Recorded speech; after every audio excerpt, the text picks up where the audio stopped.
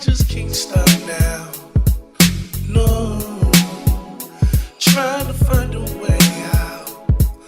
Hey, feels like they won't let me move, let me breathe, let me leave, just like a maze, like a maze. Yo, PolyRob, what up?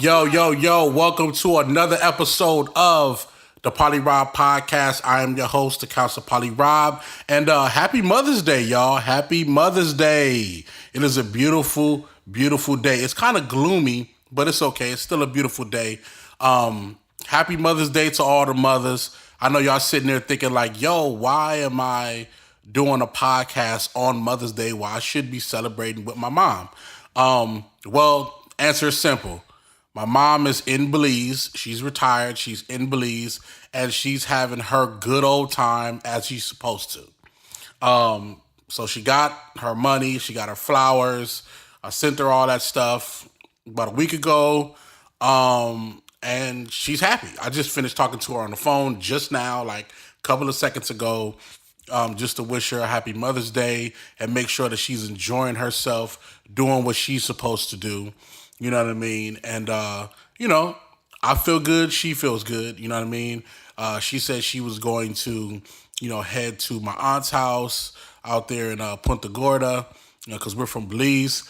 And, go chill, take some callaloo and another side dish over there. But she's actually cooking herself. She's going to be cooking some rice, stew beans, and pork.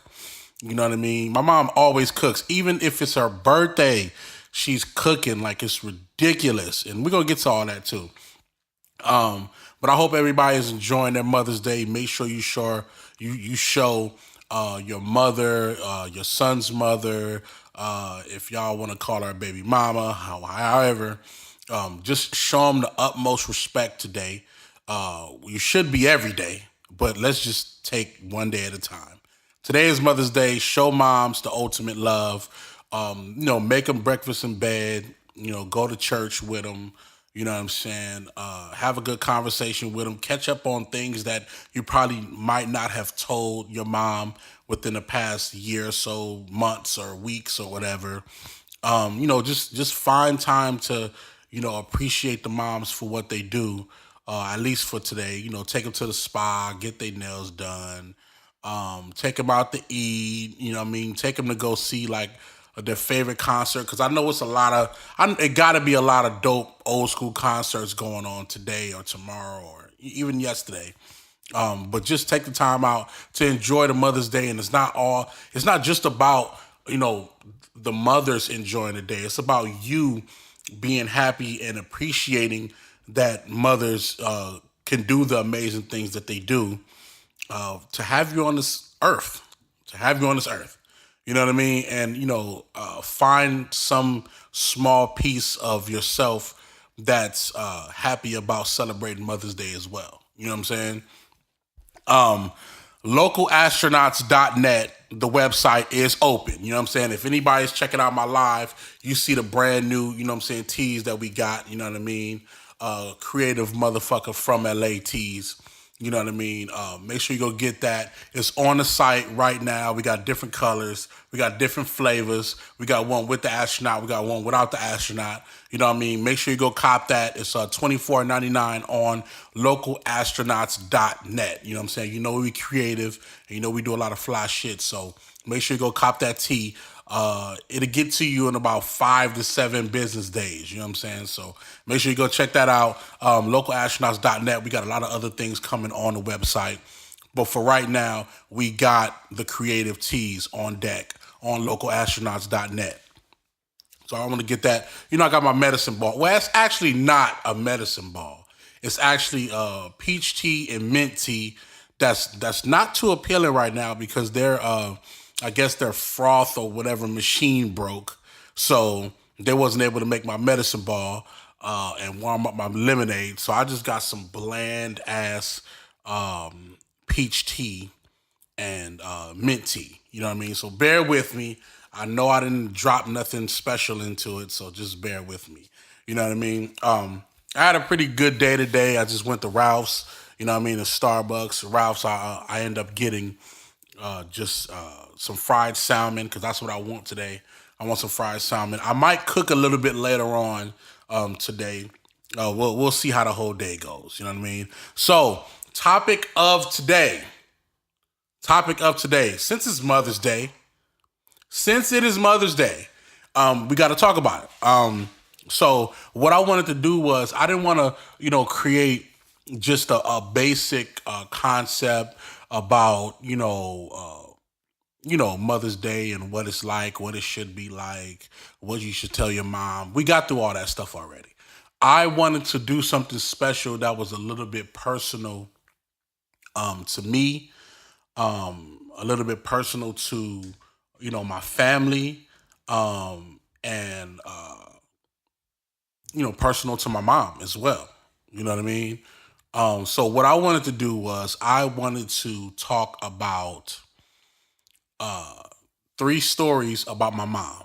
These are, out of all the millions of type of stories that can personify the greatness and the awesomeness of my mother, I wanted to pinpoint on three stories about my mom. And actually, I call her mommy. Let's just get that out the way. I call her mommy. A lot of foreign families, they call their moms mommy and daddy. I call my mom mommy, and I call my dad daddy. You know what I'm saying? And some American families say that that's weird, or I don't know, but that's what I call my mom. I call my mom mommy. I call my dad daddy. You know what I'm saying? So I don't go up and say, hey dad. No. Hey daddy, what's going on? What's up? We good? You know what I mean? Hi mommy, how you doing? You all right? And it's still to this day, being grown, being old, you know what I mean? Having kids of my own, you know what I mean? And my kids, they call me daddy. They call me daddy, and they call their mom mommy. Even though she's American, they still call her mommy. So that trend is still going. So I wanted to talk about three stories about my mom that I feel like kind of just embodies the greatness of her. You know what I mean? And these are stories that are definitely very personal to me because these are stories that have helped me, shape a little bit of my character, shape a little bit of the goals that I set myself to obtain, and also, just bring it into a closing of how great my mother was to our lives. Not just mine, not just my brothers, but to a lot of people. Expanded to a lot of people. So let's get into it. Three stories, this is the topic. Three stories about my mommy. Three stories about my mommy. Okay, so first story. I wanted to talk about this cooking story. You know what I'm saying? This and for people who have heard this story already, if you're my friend, you've probably heard this story. But I'm gonna tell it anyway. You probably heard all three of these stories, but I'm gonna tell it anyway. So the cooking story. Now everybody knows, that watch me on social media, that follow Chef PolyRob on Instagram, that come to our events and see me behind the grill, behind the stove, doing what I'm doing. They know PolyRob cooks. PolyRob cooks. That's what I do. I get it in. I do music, but for my passion, I cook. It's real. But a lot of y'all don't know why I, gotten myself into cooking and why I still do. You know what I mean? Now, the average person will believe that I just went to culinary school to develop my craft. Although I did, that's not where it started from. So, it all started just from me being real young. I can't remember the age. You know what I mean? But my mom she is a Sunday cooker. She is cooking on Sunday. Church and food. That's what it is on Sunday. Church, food. You know what I'm saying? So, she would make the usual every Sunday. Rice and beans, stewed chicken or stewed beef, potato salad, you know what I'm saying? Probably some regular salad on the side for other people. You know what I mean? And that'll be the thing. Rice and beans, stewed chicken or stewed beef, potato salad. That's what's going down every Sunday, no matter what. You know what I'm saying? And, she would prepare the potato salad the day before so it can get cold. You know what I'm saying? And she would cook everything in the morning before we go to church. Now think about this. You're up and you're not making, in my household, it's me, my brother, my dad, my mom, my sister. But she's not cooking for just us. She's cooking for the immediate family, the family that's coming by, the friends that's coming from church. She cooking for everybody. She going in. Grandparents, everything. You know what I mean? So she would cook the day before, 2 in the morning, 3 in the morning. She's up, getting busy, seasoning, the meat, cleaning the meat, you know what I'm saying, preparing, boiling potatoes, cutting the potatoes. She going in. So every Sunday, when we would go to church, we would come back and, all the food is ready. So, people, used to come back with us, you know what I mean? People from church, you know what I'm saying? Family members, this is the time on Sunday when my cousins will come through, you know what I'm saying? Shout out to Papa, DK, Orlena, Beverly, Jay, Orville, you know what I mean? Just all the relatives. We used to just, they used to come by and it was a feast, you know what I'm saying? Everybody would eat and do their thing, you know what I'm saying? To have a good time, enjoy and stuff like that. And I used to sit there and I used to be like, yo, everybody just sitting here enjoying this food. Now, I know I'm enjoying it, you know what I'm saying? And I see that it's just my aunts, my uncles, relatives, friends, they all just enjoying this food that my mom cooked. And it was very rare that somebody else would bring something in to chime in on the cooking because they knew my mom got down. And my mom potato salad was like no other potato salad. It was chunky. The potatoes was chunky. The eggs was chunky. You know what I'm saying? A lot of other people potato salad is kind of runny, creamy stuff like that. My mom potato salad got weight. It got balance. It got body to it. You know what I'm saying?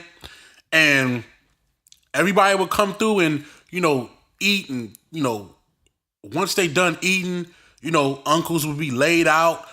I'll be laid out with my cousins. You know what I'm saying? We all full. People taking a nap. You know what I mean? They all just laid out. You know what I'm saying? And the older people would go on a separate way in the backyard and go talk and do their thing and have their Guinness and drink their wine cooler and do their thing. And then the kids would be in the room or be in the front playing and doing what we doing. And then that was every Sunday. That was the Sunday thing. That was the thing. Now, whether people came over or not, never determined of how much my mom would cook. She would still cook the same amount every Sunday. Every Sunday. And whatever was left over, we got it for Monday, Tuesday, Wednesday. You know what I'm saying? Because my mom knew how to preserve food for real. So we would have food throughout the week.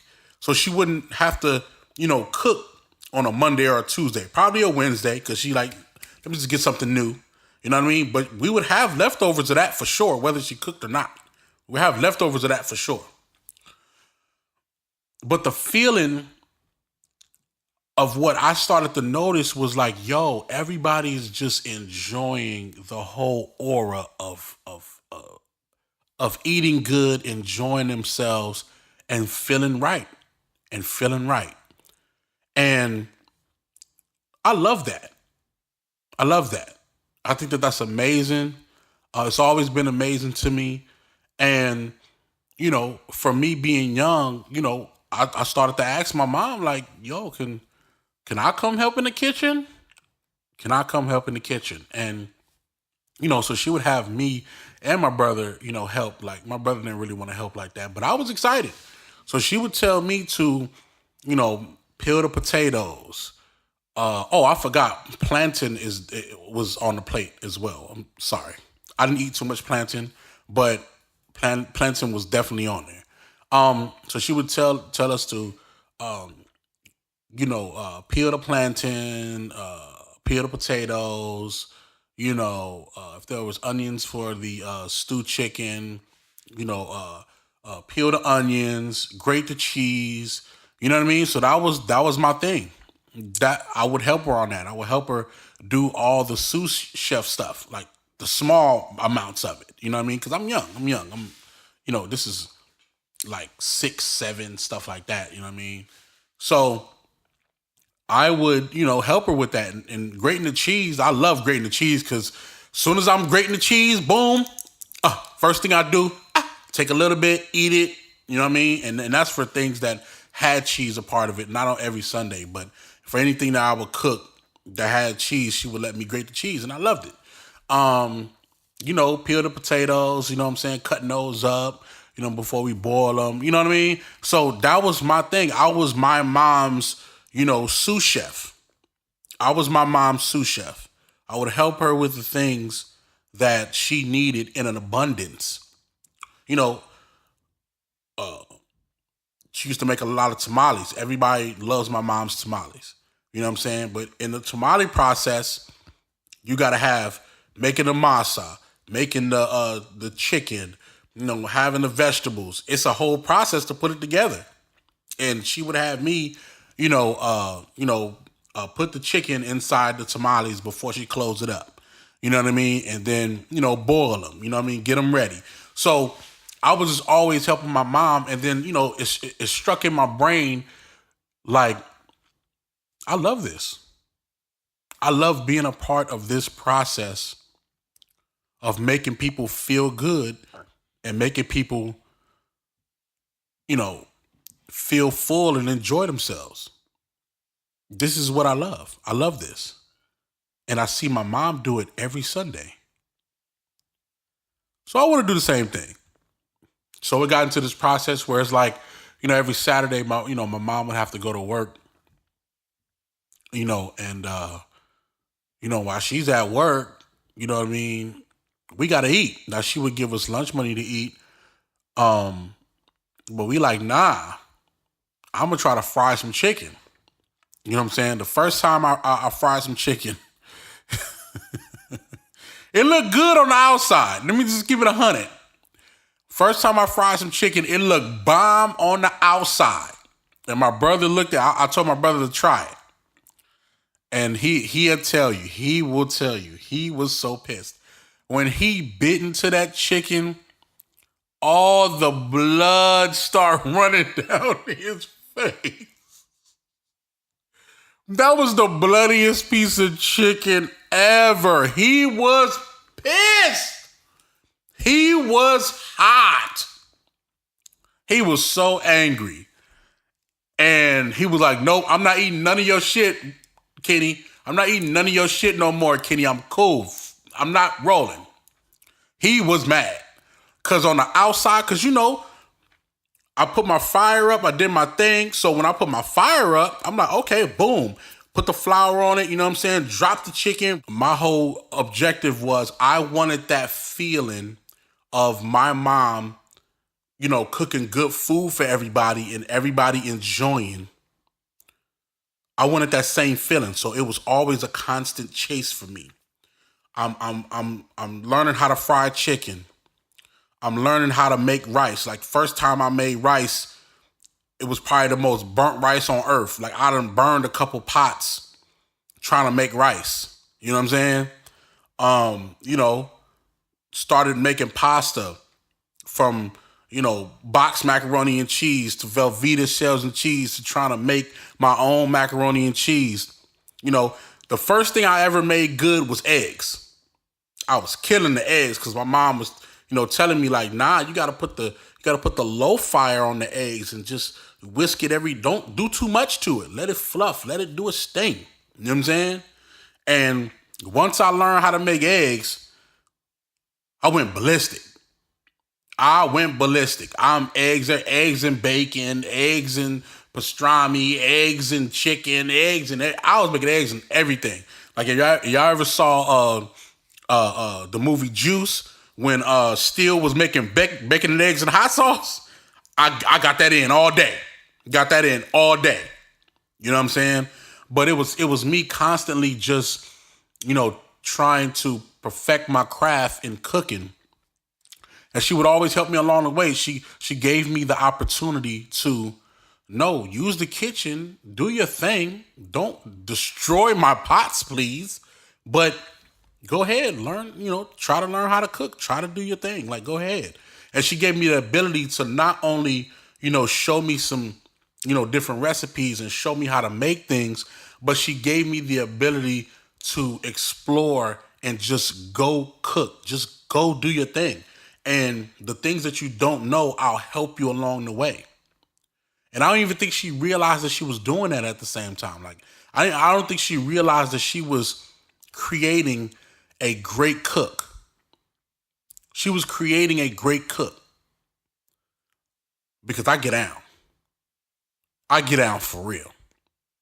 And I do it because I love it. And no one has ever in life seen me make a meal without a smile on my face. Because I've never seen my mom make a meal without a smile on her face. First thing my mom is doing is she's singing. She's singing, she humming some type of tune when she cooking. Fast forward to now. She still does the same thing in Belize. And when everybody watch me cook, I got my favorite music on, whether it's old school R&B, oldies, Frank Sinatra, jazz music, or hip hop shit. I'm listening to some music, I'm enjoying myself, and I'm smiling. That's the one thing that my mom taught me, was if you're going to do something, especially cook, do it because you love it. And do it with love. Do it with ultimate love. Anybody know that they get a meal from me, they're not just getting food from me, they're getting love from me, man. They getting love from me, just like they got love from my mom every time she cooked. And I think that's the reason why everybody always wanted my mom to cook, because they know that they was getting love. They know that. They know that they was getting some type of love. My friends, still to this day, yo, where your mama bread at, man?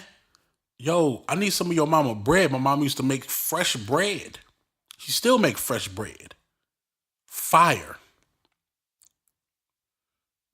My dad, he don't eat nobody else's fish. He don't eat nobody else's cooked fish but my mom. That is a fact. That is a fact. He doesn't eat nobody else's fish but my mom. Because he knows that my mom cooks it a different way and she cook it with love. Never has my dad eaten anyone else's, no type of fish. None. Except for my mom. That's my cooking story for my mom, man. And I love her for that. I love her for that. She turned me into some type of a beast. Some type of a cooking beast. Second story. The second story is a little bit more personal.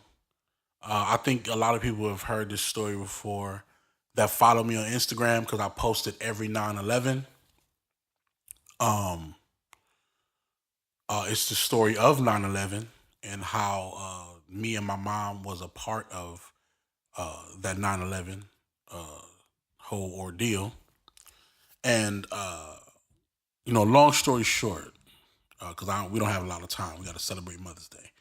My mom at the time, this is when I came back from LA, moved back out to New York to go to college, and I went to Borough Manhattan Community College. At the same time, I was working for RGIS Inventory. That's the company that comes into different major stores and scan all the pieces for inventory, so they can do a actual count on the value of the items in the store. So in light of that, uh, I would travel, you know, various different places from Brooklyn to Manhattan to Staten Island, you know what I'm saying, to Queens, to go to different stores to, to work, to scan products. That was how I made my money. And then I would go to school at Borough Manhattan Community College, and that's where I would, take my classes, to get my AS degree in computer science, which I have. Um, my mom, she worked at Cohan and Goldstick, the law firm, as an administrative assistant at the law firm, and that was in World Trade 7. You have the two tall towers, and then you have two other towers. World Trade 7 is to the right of the two tall towers, which is like the third largest tower out of all of them. And she worked at the company Cohan and Goldstick. I forgot what floor she was on, but that's her job every day. Every day she gets on the train around 7:45, 8 o'clock, and she can take the J, the M, or the Z. The Z is the express train, and she can take that directly across the Williamsburg Bridge and get to her job at the World Trade stop. So of course, the week is normal. Everything's normal. Everything's the way it's supposed to be. So the day before I end up taking a job at Sephora. I know all the ladies know what Sephora is. Sephora is a cosmetic a store that's all across the world, and they happen to have one uh, in one of the towers in the mall at the bottom. Uh, there was a mall at the bottom of the World Trade Center, and you know I worked at Sephora the day before. So my shift was 4 p.m. on the 10th, and everything ends at, if I'm not mistaken, it was 2 a.m. It was 2 a.m. is when my shift ended on the 11th. So, I'm working there. Now, how Sephora is. Like, when you work in Sephora, it's pretty much a 2 or 3 day thing. Like, for the entire company to bring all of the employees in and to actually scan all those items, it's a 2 or 3 day thing. It's not just one day. Because all those tiny cosmetic mascaras and little pens and all that type of stuff, whatever y'all do, it's a lot of those in the store. It's a lot of those on the floor, and it's a lot of those in the back stock. A lot of them. So it takes a long time to get all that stuff done. I was on what was the second shift. The second shift was my shift. The last shift was, I believe that they ended at like 6 or 7 or so. So anyway, I'm in the second shift. Because the last day was that morning. It was supposed to be that day, that morning. So I'm doing my thing, having fun. It's a lot of shorties in RGIS inventory, so I'm scanning and talking shit, macking, doing whatever I'm doing. You know what I mean? Long story short, they keep me for like an extra hour and a half or so because we got to finish up this section before we go. It's not just about what time you got to go home. You can't just leave a section open and then leave and go home. You got to at least finish that section before you go. So I'm cooling, you know what I'm saying? I got 2 shorties with me scanning all these products, so I'm doing my thing.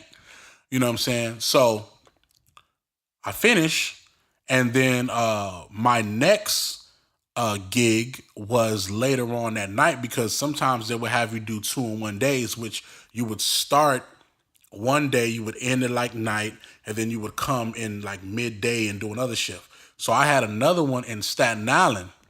Now, I'm not going to go back home to Brooklyn and then have to travel all the way back to go to Staten Island. And I believe I can't remember what time I was supposed to be there, but I know it was midday.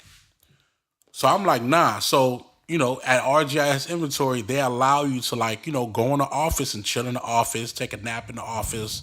It was like towards 30. It was on 32nd Street. So that's my halfway point from going to Staten Island. So yeah, of course I'm gonna go up there. 132nd Street. I'm going up there. Cool. So I go to RGIS Inventory. My mom is always scheduled as expected to get to work at 8:30, 9 o'clock in the morning. That's her thing. So I get to the office. We chilling. We doing whatever. I knock out. Wake up like around like 6 or 7 for like coffee or whatnot and tea, and they got like little danishes and shit like that. And we talking and we doing what we doing. So they got a long distance line at the office. So I'm like, all right, cool. Instead of using my phone, to call back to my brother, because to my sister. My sister and my dad was in LA at the time. That's where they was living. Me and my brother, was no, actually it was just me living in New York.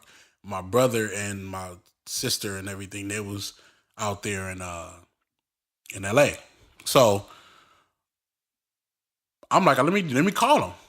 Let me call him. So I call him, we chopping it up, doing what we doing, I'm like, talking about a little basic shit or whatever. So when I've done getting off the phone, probably like about 20 minutes later, the first plane hit. Like, yo, what the hell is that? We hear it. We look out the window because we could clearly see a plane hit the towers. We tripping. I'm like, yo, what the fuck? So first thing I think about is my mom. So I immediately get on the phone, try to call her. She not picking up. So everybody's sitting there talking about it. So I call I try to call my sister and my dad. Cause I just finished talking to him. I can't get in touch with him. Maybe they was trying to call me. I don't know. So then I goes downstairs. The elevator not working. Or they not letting people use the elevator. So I run down the stairs. When I run down the stairs and I go outside, I'm seeing everybody outside looking. And then I see the second plane hit. And now I'm really tripping. So I'm running all the way down from 132nd Street, all the way down to the World Trade. I'm running. Ain't no Uber at that time. Ain't none of that. I'm running. And then when I'm looking up, I see the shit fall. And I'm losing it. And you see all this debris. I'm speed demon running. And the tower falls. And the only thing I'm thinking about is my mom. It's the only thing I'm thinking about. And I'm running and I'm crying and I'm running and I'm crying and I'm running and I'm crying. And when I get down to a certain point, it's so much debris and there's so many people running. Police is like, no, don't go this way. So I had to back up because the debris is coming strong. And that's when it hit me. My mom is gone.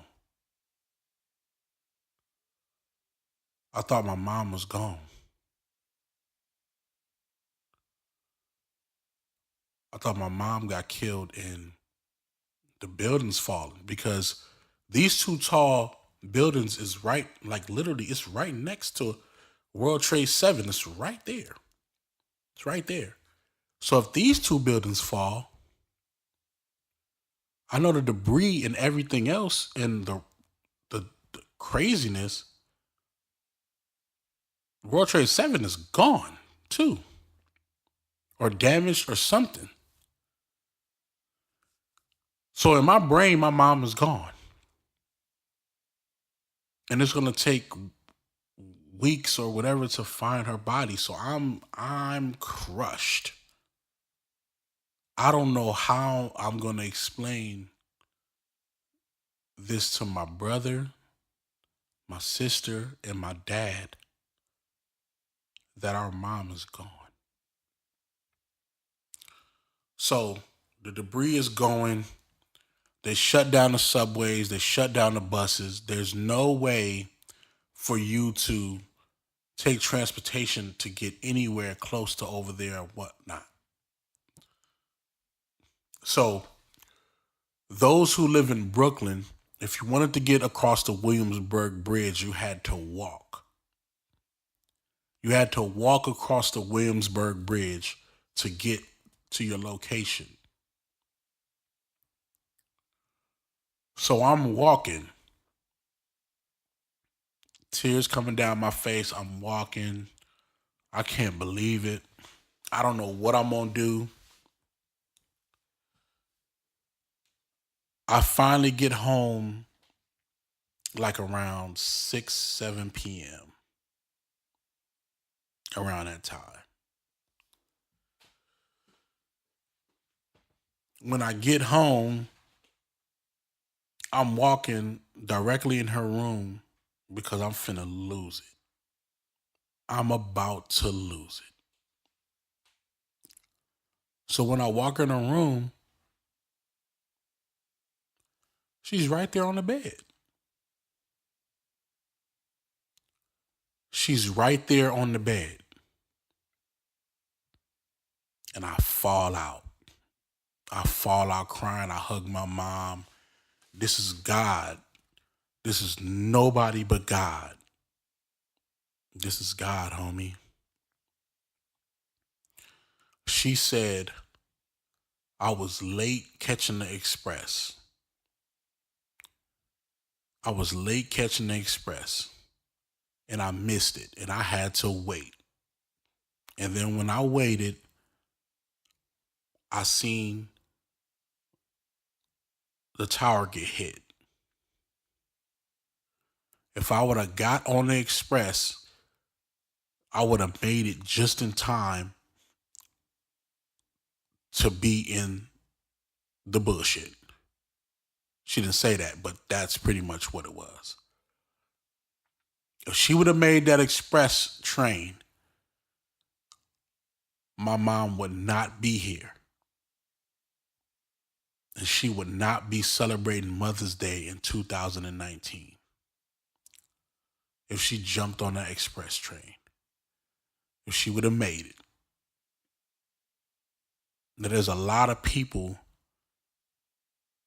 who end up dying in that 9/11 situation.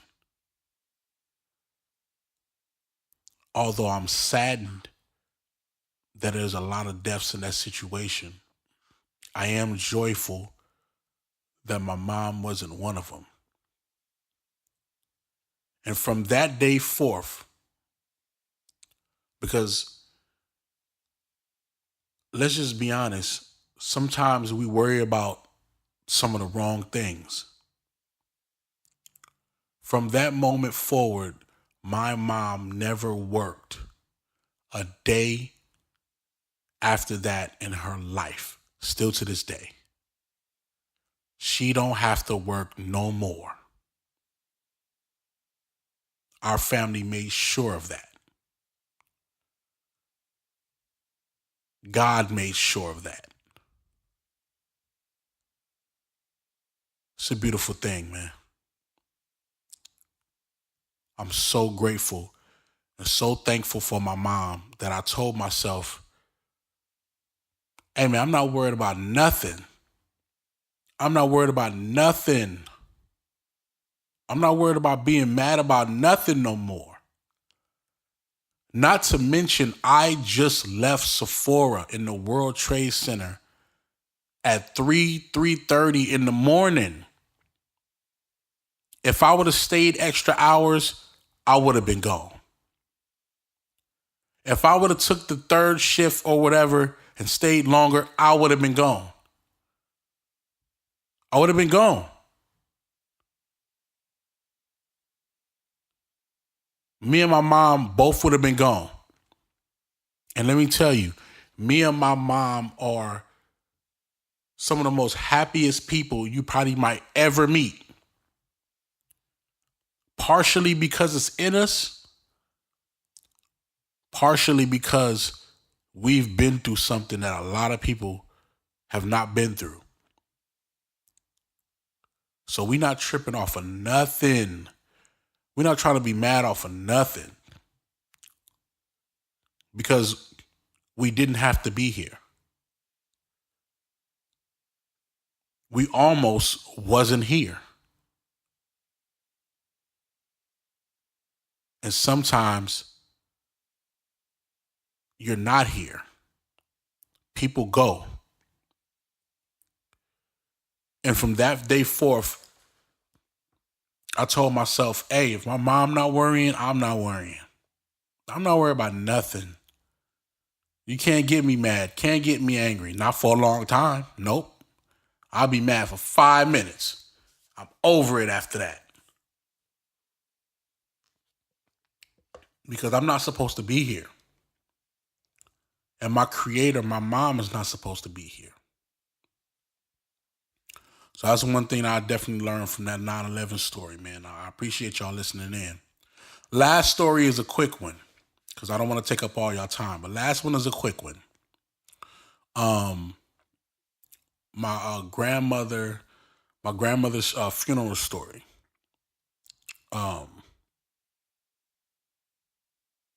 My grandmother, as in the one person who took care of my mom for her majority of her years, my grandma Boss. And we had to fly down 3 years ago. We had to fly down for her funeral.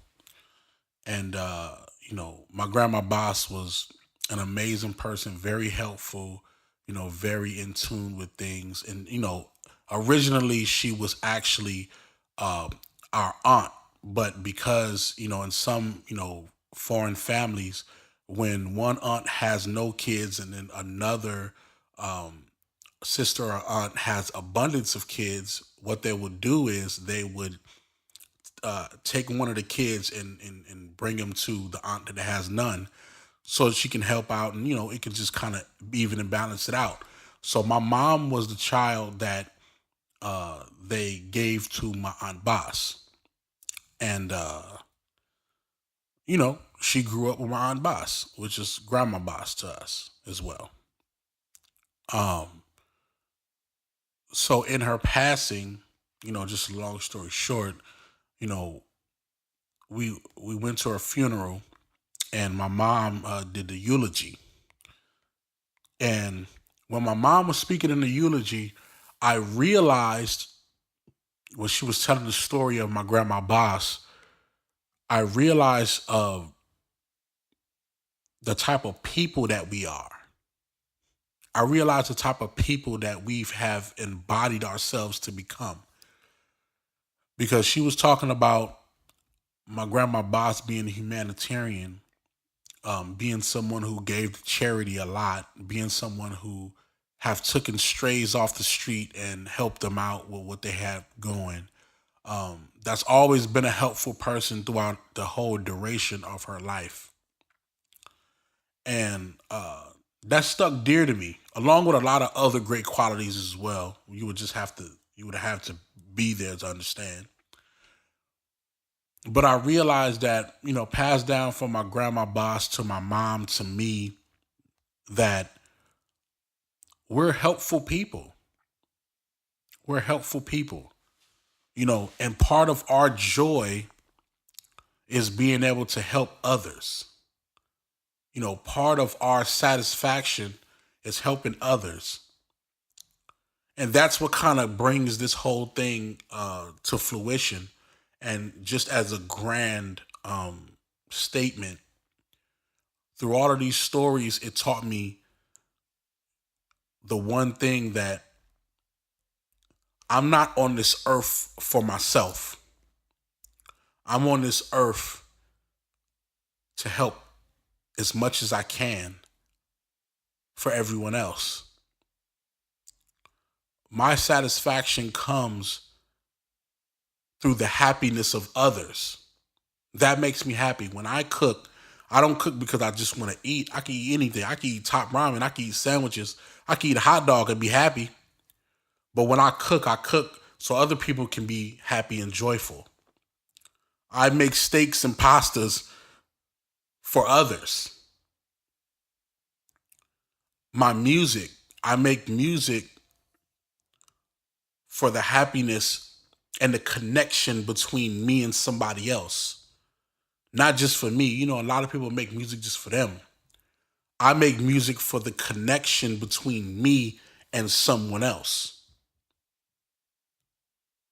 And I learned that.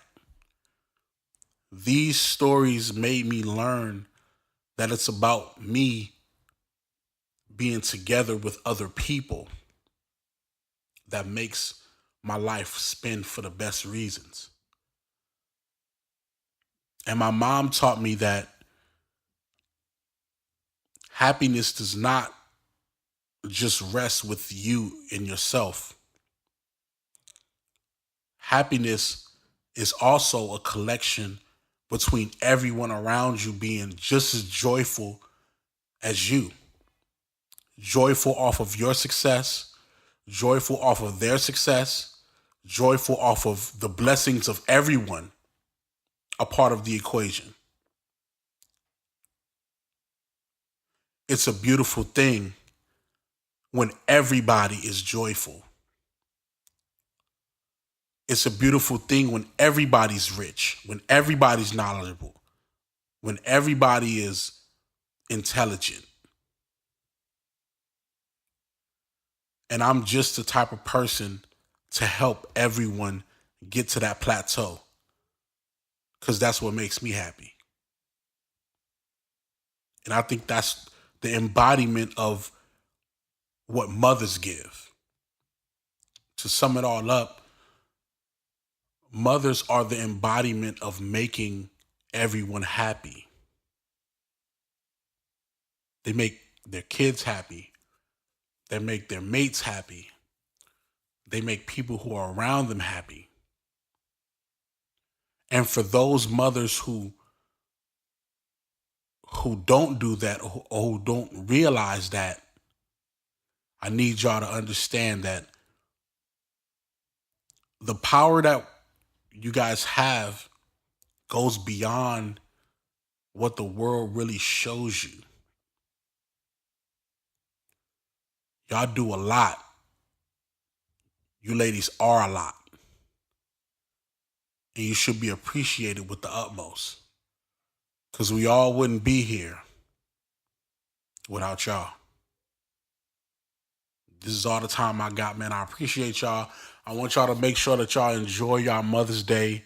You know what I'm saying? I will, most definitely. I believe I'm finna cook today in light of my mom. You know what I'm saying? Because she's finna cook as well. And anybody that's around me, man, just pull up and enjoy the food, because I'm just doing it because I love it. You know what I mean? And I appreciate all the moms out there. I want to make sure I try to call as many mothers as I can, or text as many mothers as I can, and just tell them, happy Mother's Day, and you are awesome. You are great. And keep fucking going, man. Keep fucking going. Yo, This is the PolyRob podcast, man. I appreciate y'all. I'm out.